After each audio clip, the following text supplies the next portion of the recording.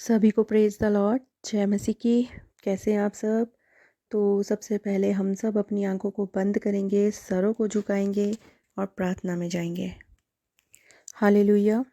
धन्यवाद धन्यवाद धन्यवाद यीशु मसीह। सर्वशक्तिमान परमेश्वर, हम आपका धन्यवाद करते हैं। सब कुछ करने का सामर्थ्य रखने वाले परमेश्वर, हम आपका धन्यवाद करते हैं। मेरे पिता, हम आपका धन्यवाद करते हैं। प्रभु जी, राजाओं के राजा, सेनाओं के यहोवा, हम आपका धन्यवाद करते हैं। इस समय के लिए आपका धन्यवाद करते हैं। जो समय, ये जो संगति आपने हम सभी के जीवन में दी, उसके लिए आपका धन्यवाद करते हैं। मेरे पिता, आपकी प्रेजेंस को इस जगह में मांगते हैं। बोलने वाली मैं नहीं, आप हो। ज़ुबान मेरी, लेकिन शब्द आपकी ओर से होने पाए। मेरे प्रभु जी, आज जो वचन का बीज यहाँ पे बोया जाए, वो 30 गुना 100 गुना प्रतिफल लाने पाए। मेरे यीशु मसीह पिता, हम इन वचनों को सुनने वाले नहीं, बल्कि इन वचनों पे चलने वाले हो सके। मेरे प्रभु, गलती गुनाहों के लिए माफ़ करना प्रभु जी, और आपकी पाक रूह पिता हमारी अगुवाई करें। वचनों को बोलने और समझने के लिए बुद्धि और ज्ञान देना मेरे पिता। प्रभु यीशु के नाम से इस प्रार्थना को मांगते और पा लेते हैं, आमेन। तो मैं प्रभु का सच में धन्यवाद करती हूँ इस समय के लिए, जो प्रभु ने आज मेरे जीवन में दिया, कि मैं एक और बार आप सबके साथ परमेश्वर के वचन को, परमेश्वर की वाणी को शेयर करने वाली हो सकी। तो आइए हम वचनों में चलते हैं। तो आज का जो हमारा टॉपिक है, आज का जो हमारा विषय है, वो है भेंट। भेंट का मतलब समझते हैं ना आप, क्या होता है? भेंट मतलब उपहार, जिसको हम गिफ्ट भी बोलते हैं। आज हमारा टॉपिक भेंट ही है। तो हम ये जानेंगे कि भेंट कैसी परमेश्वर ग्रहण करता है, मतलब किसकी भेंट परमेश्वर ग्रहण करता है, और भेंट कब दी जाती है। तो आप सभी जानते होंगे कि भेंट तब दी जाती है जब कोई किसी से प्यार जाहिर करना चाहता है, उसको खुश करना चाहता है, और उसकी कदर करता है, रिस्पेक्ट करता है। तब जो है हम भेंट देते हैं, उपहार देते हैं, अपनी खुशी को जाहिर करते हैं। और आप जानते हैं कि इज़राइली जो है परमेश्वर को अपना प्यार दिखाने के लिए, परमेश्वर से अपना रिश्ता कायम रखने के लिए जो है भेंट चढ़ाते थे। सेम इसी तरह हम भी आज जो संगति कर रहे हैं परमेश्वर के साथ, प्रभु के साथ जो हम फेलोशिप कर रहे हैं, ये क्यों कर रहे हैं? ताकि हम प्रभु को, यीशु मसीह को, अपने परमेश्वर को अपना वो प्यार दिखा सके, अपना एक अच्छा रिश्ता उनके साथ कायम कर सके, अपनी संगति उनके साथ कर सके। ये जो प्रभु की संगति है, ये एक भेंट है हमारी तरफ से प्रभु के लिए, जिसमें हम उसको धन्यवाद की भेंट चढ़ाएंगे, आराधना की भेंट चढ़ाएंगे, स्तुति की भेंट चढ़ाएंगे, और उसके साथ एक नज़दीकी रिश्ता बनाने की कोशिश करेंगे। पर अब सवाल ये है कि क्या परमेश्वर हमारी भेंट को ग्रहण करेगा? क्या वो हमारी भेंट से खुश होगा, प्रसन्न होगा, एक्सेप्ट करेगा? क्या हमारी ये प्रार्थनाएं, आराधनाएं, जो संगति हम करेंगे, जो धन्यवाद की भेंट हम देंगे, क्या उन सब चीज़ों से हमारा परमेश्वर हमसे प्रसन्न होगा? तो इन सभी सवालों के जवाब हम परमेश्वर के वचन से ढूंढने की कोशिश करेंगे, और हम सब अपने अपने आप को चेक करेंगे। कोई भी एक दूसरे को चेक नहीं करेगा।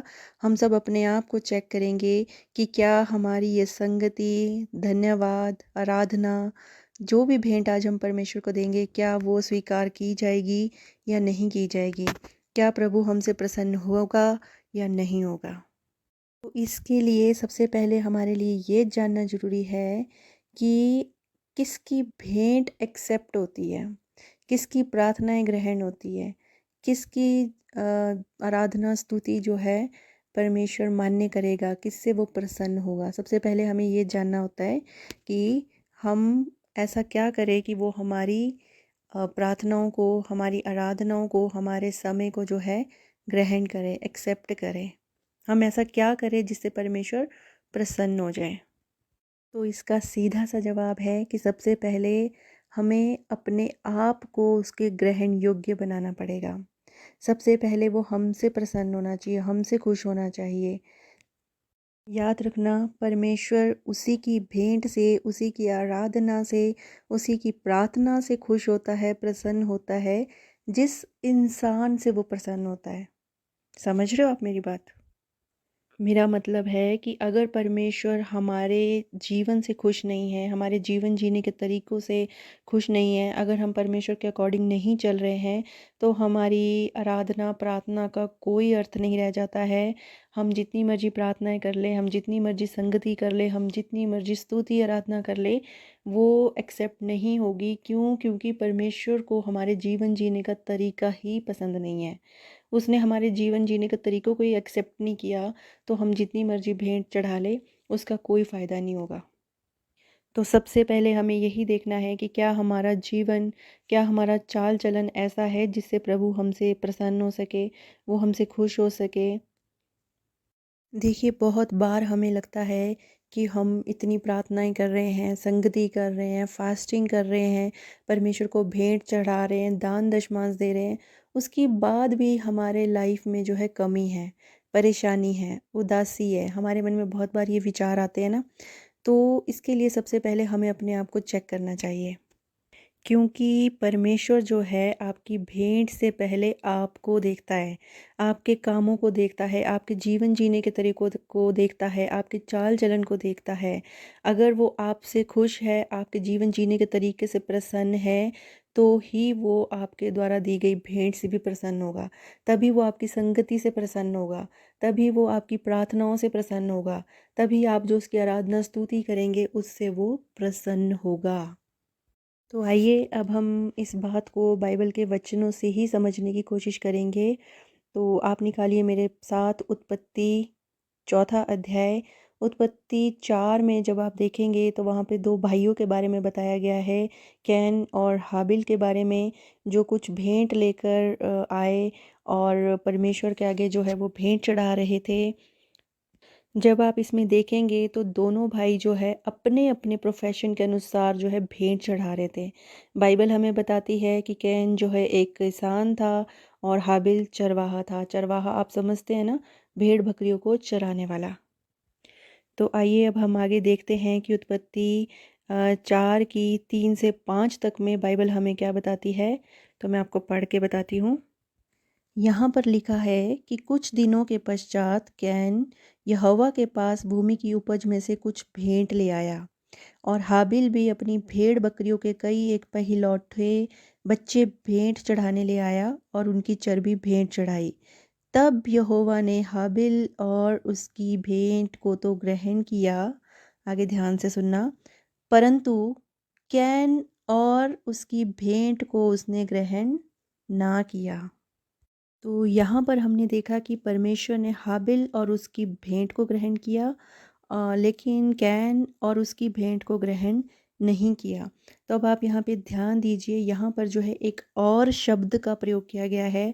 और शब्द का मतलब है कि हाबिल और उसकी भेंट, कैन और उसकी भेंट, मतलब ये 2 चीज़ें बताई गई है कि परमेश्वर ने जब हाबिल की भेंट को ग्रहण किया, तो उससे पहले परमेश्वर ने हाबिल को ग्रहण किया। वचन बता रहा है कि परमेश्वर ने को हाबिल को भी और उसकी भेंट को भी ग्रहण किया। और कैन के बारे में बताया गया है, कैन और उसकी भेंट को स्वीकार नहीं किया गया। तो मैं आपको क्या कहना चाहती हूँ?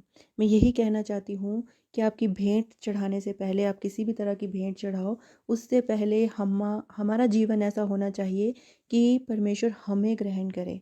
हमारी तरफ से कुछ भी ग्रहण करने से पहले वो हमें ग्रहण करना चाहता है। वो हमारे जीवन को बदलना चाहता है, वो हमारे चाल-चलन को बदलना चाहता है। वो हमें एक अच्छी अनंत काल का जीवन देना चाहता है। वो हमें पाप से बाहर निकालना चाहता है। वो अपने लहू से धोकर हमें शुद्ध करना चाहता है। तो जब हम उसके लहू से धुलकर शुद्ध हो जाएँगे, जब हम अपने जीवन को उसके ग्रहण योग्य बना लेंगे, तो हम प्रार्थनाएँ करें, आराधनाएँ करें, या फिर स्तुति या उसकी संगति या फिर भेंट चढ़ाए, कुछ भी करे, वो सब ग्रहण योग्य होगी। क्यों? क्योंकि वो हमारे जीवन से खुश होगा। यहाँ पर आप खुद सोचिए कि ऐसा क्या रीज़न था, क्या कारण था कि परमेश्वर ने एक भाई की भेंट तो ग्रहण की, पर दूसरे की नहीं की। आखिर क्यों कैन की ही भेंट को अस्वीकार किया गया? आपने सोचा इस बात को? मैं बहुत सोच रही थी कि ऐसा क्यों हुआ, क्योंकि जब मैं पढ़ रही थी उत्पत्ति का चौथा अध्याय, तो इससे पहले कहीं पे भी कैन के स्वभाव के बारे में मैंने नहीं पढ़ा। इससे आगे इससे पहले कुछ नहीं बताया गया था कैन और हाबिल के स्वभाव के बारे में। लेकिन जब मैंने पढ़ा और दोनों ने मेहनत की थी, कैन किसान था, उसने खेतों में मेहनत की थी। हाबिल चरवाहा था, भेड़ बकरियों को पालता था, उनका पालन पोषण करता था। बड़ा भेड़ बकरियों को उसने बड़ा किया और उससे उत्तम जो है भेंट परमेश्वर को चढ़ाया। फिर मुझे समझ नहीं आया कि ऐसा क्या हुआ कि परमेश्वर ने कैन की भेंट को ही रिजेक्ट कर दिया। तो रीज़न तो काफ़ी है, लेकिन मैं वचन के अकॉर्डिंग ही आपको बताऊंगी। तो ये जानने के लिए आप देखिए वचन 1 यूहन्ना 3 की 12। यहाँ पर वचन हमें बताता है कि कैन के काम बुरे और उसके भाई के काम जो है धर्म के थे। यहाँ से साफ पता चलता है कि परमेश्वर को कैन के जीवन जीने का तरीका पसंद नहीं था। बाइबल सेज कि उसके काम बुरे थे। अब जो है हमें चेक करना है कि क्या हमारे काम ऐसे हैं जिनसे परमेश्वर प्रसन्न होता है। क्या कहीं हमारे काम भी कैन की तरह बुरे तो नहीं है? कहीं हम भी लड़ाई झगड़ा तो नहीं करते, किसी की बुराई तो नहीं करते, चुगली तो नहीं करते, दूसरों को हर्ट तो नहीं करते, या किसी से जलन ईर्ष्या तो नहीं करते, कहीं हम अपने आप को बड़ा और दूसरों को छोटा तो नहीं करते। क्या हमारा जीवन ऐसा है कि वो हमसे खुश हो सके? आज हम सब अपने अपने आप को चेक करेंगे कि क्या हमारे जीवन में कोई ऐसी बात तो नहीं पाई जाती, और अगर पाई जाती है तो याद रखिए कि आप जितनी मर्जी संगति कर लो, जितनी मर्जी प्रार्थनाएं कर लो, जितनी मर्जी वर्शिप कर लो, अगर आप सारा दिन परमेश्वर के विरोध वाले काम करते हैं और शाम को या कभी भी उसके आगे कोई भेंट चढ़ाते हैं, आराधना स्तुति करते हैं, तो उसका कोई फ़ायदा नहीं होने वाला। क्यों? क्योंकि परमेश्वर आपके चाल चलन से, आपके कामों से, आपकी बातों से, आपके जीवन जीने के तरीके से प्रसन्न नहीं है। और जिस इंसान से परमेश्वर प्रसन्न नहीं होगा, उसकी कोई भी भेंट स्वीकार नहीं की जाएगी। ये कैन के जीवन से हमें सीखने को मिलता है। अगर कैन का जीवन परमेश्वर के ग्रहण योग्य होता, परमेश्वर को भावता होता, तो जिस तरह से परमेश्वर ने हाबिल और उसकी भेंट को ग्रहण किया, उसी तरह से कैन और उसकी भेंट को भी ग्रहण किया जाता। मतलब कि अगर हमारा जीवन उसके ग्रहण योग्य होगा, उसको हमारे जीवन जीने का तरीका पसंद होगा, अगर हम उसके अकॉर्डिंग अपने जीवन को चलाएंगे, अगर हम पवित्र आत्मा की अगुवाई से चलेंगे, तो ही हमारी सारी भेंट, आराधना, स्तुति, धन्यवाद सब कुछ ग्रहण योग्य होगा। हमारी प्रार्थनाएं मान्य होगी, हमारे जीवन में गवाहियाँ आएगी, हम परमेश्वर की आशीषों को देखेंगे, बरकतों को देखेंगे। तो मैं आपको यही कहना चाहती हूँ कि अगर हम परमेश्वर के अकॉर्डिंग नहीं चलते हैं, तो हमारी आराधना, प्रार्थना, स्तुति, धन्यवाद का कोई अर्थ नहीं रह जाएगा, उसकी संगति करने का भी कोई फ़ायदा नहीं रह जाएगा। अगर हम अपने जीवन को ही ना बदलें, अपने चाल चलन को ही ना बदलें, अगर हम अपने जीवन से अपने परमेश्वर को ही खुश ना कर सके, तो फिर हमारी आराधना, स्तुति, वर्शिप, ये संगति कोई मायने नहीं रखती।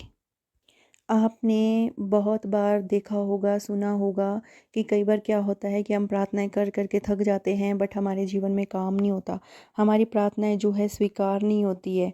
हमारी जो परेशानियां हैं वो ख़त्म नहीं होती, वो बढ़ती जाती है, जिसकी वजह से हमारे अंदर जो है नेगेटिविटी आ जाती है। जैसे कि यहाँ पर आपने कैन को देखा होगा, जब कैन की भेंट स्वीकार नहीं हुई तो उसकी वजह से उसके अंदर जो है जलन बढ़ गई, है ना, क्रोध और जलन जो है बढ़ गई। तो हमारे साथ भी यही होता है। जब परमेश्वर हमारी प्रार्थनाओं को अनसुना कर देता है, जब हमारे जीवन में गवाही नहीं आती है, हमारे काम बनते बनते रुक जाते हैं, तो हमारे अंदर भी क्या हो जाता है, जलन आ जाती है, गुस्सा आ जाता है। जैसा कि कैन के साथ हुआ था।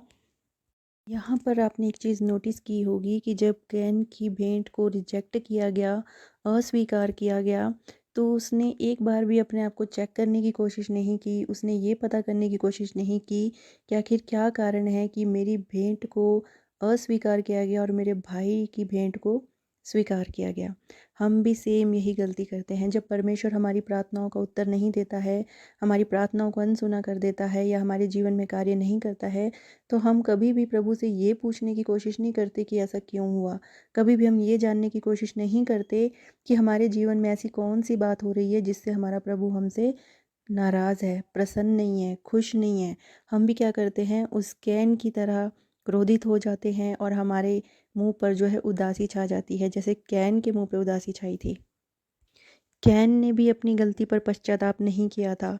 सेम उसी तरह हम भी अपनी गलतियों पर पश्चाताप करने की बजाय, अपने आप को चेक करने की बजाय, अपने जीवन में अपने चाल-चलन को बदलने की बजाय, हम जो है उस कैन की तरह अपने दिल को परमेश्वर के लिए कठोर कर लेते हैं और गलत तरीके अपनाने लगते हैं। लेकिन हमारा परमेश्वर बहुत दयालु परमेश्वर है, हमसे बहुत प्यार करता है। और जिस तरह से आपने देखा होगा, जब आप आगे पढ़ेंगे उत्पत्ति 4 की 7 में, तो परमेश्वर ने कैन को कहा कि यदि तू भला करे तो क्या तेरी भेंट ग्रहण ना की जाएगी।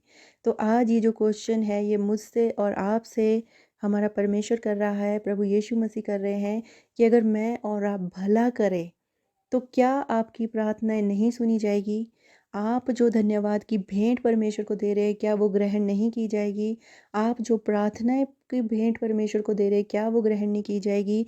आज आप जो आराधना स्तुति उसके नाम से करते हैं, क्या वो ग्रहण नहीं की जाएगी? आज जो आपकी लाइफ में परेशानियाँ हैं, क्या वो ख़त्म नहीं की जाएगी? आज अगर आपकी आशीषें रुकी हुई है, तो क्या वो आशीषें नहीं खोली जाएगी?